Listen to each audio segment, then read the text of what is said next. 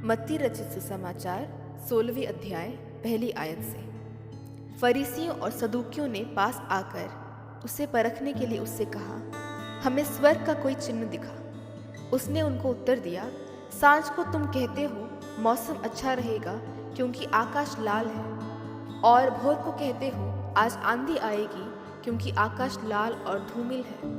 तुम आकाश के लक्षण देखकर उसका भेद बता सकते हो, पर समयों के चिन्हों का भेद क्यों नहीं बता सकते? इस युग के बुरे और व्यभिचारी लोग चिन्ह ढूंढते हैं, पर योना के चिन्ह को छोड़ उन्हें और कोई चिन्ह ना दिया जाएगा। और वे उन्हें छोड़कर चला गया। चेले झील के उस पार पहुंचे, पर वे रोटी लेना भूल गए थे। यीशु ने उनसे कहा, देखो, फरीसियों और सदूकियों की खमीर से सावधान रहना। वे आपस में विचार करने लगे, हम रोटी नहीं लाए, इसलिए वे ऐसा कहता है। ये जानकर यीशु ने उनसे कहा, हे अल्पविश्वासियों, तुम आपस में क्यों विचार करते हो कि हमारे पास रोटी नहीं है? क्या तुम्हें उन 5,000 की 5 रोटियों का स्मरण नहीं, और ना ये कि तुमने कितनी टोकरियां उठाई थी? और ना उन 4,000 की 7 रोटियां, और ना ये कि तुमने कितने टोकरे उठाए थे? तुम क्यों नहीं समझते कि मैंने तुमसे रोटियों के विषय में नहीं कहा, परंतु यह कि तुम फरीसियों और सदूकियों की खमीर से सावधान रहना।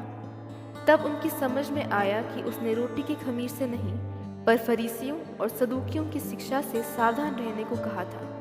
यीशु कैसरिया फिलिप्पी के प्रदेश में आया और अपने चेलों से पूछने लगा, लोग मनुष्य के पुत्र को क्या कहते हैं? उन्होंने कहा, कुछ तो यूहन्ना बपतिस्मा देने वाला कहते हैं, और कुछ एलिया, और कुछ इर्मिया या भविष्यद्वक्ताओं में से कोई एक कहते हैं। उसने उनसे कहा, परंतु तुम मुझे क्या कहते हो?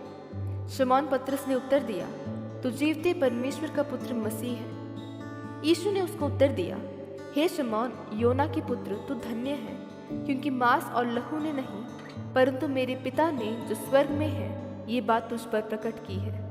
और मैं भी तुझसे कहता हूँ कि तू पतरस है, और मैं इस पत्थर पर अपनी कलीसिया बनाऊंगा, और अधोलोक की फाटक उस पर प्रबल ना होगी। मैं तुझे स्वर्ग के राज्य की कुंजियां दूंगा, और जो कुछ तू पृथ्वी पर बांधेगा वह स्वर्ग में बंधेगा, और जो कुछ तू पृथ्वी पर खोलेगा वह स्वर्ग में खुलेगा।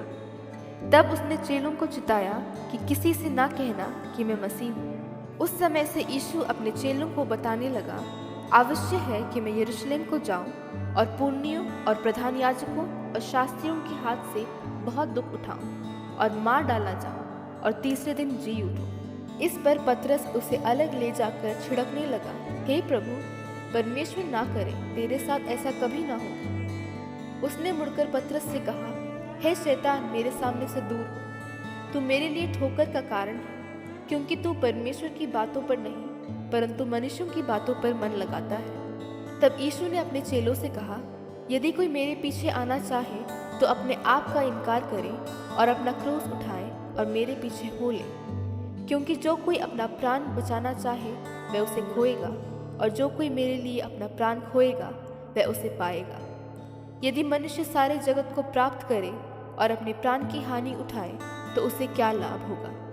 या मनुष्य अपने प्राण के बदले क्या देगा? मनुष्य का पुत्र अपने स्वर्गदूतों के साथ अपने पिता की महिमा में आएगा, और उस समय वह हर एक को उसके कामों के अनुसार प्रतिफल देगा। मैं तुमसे सच कहता हूँ कि जो यहाँ खड़े हैं उनमें से कुछ ऐसे हैं कि जब तक मनुष्य के पुत्र को उसके राज्य में आते हुए ना देख लेंगे, तब तक मृत्यु का स्वाद कभी ना चखेंगे।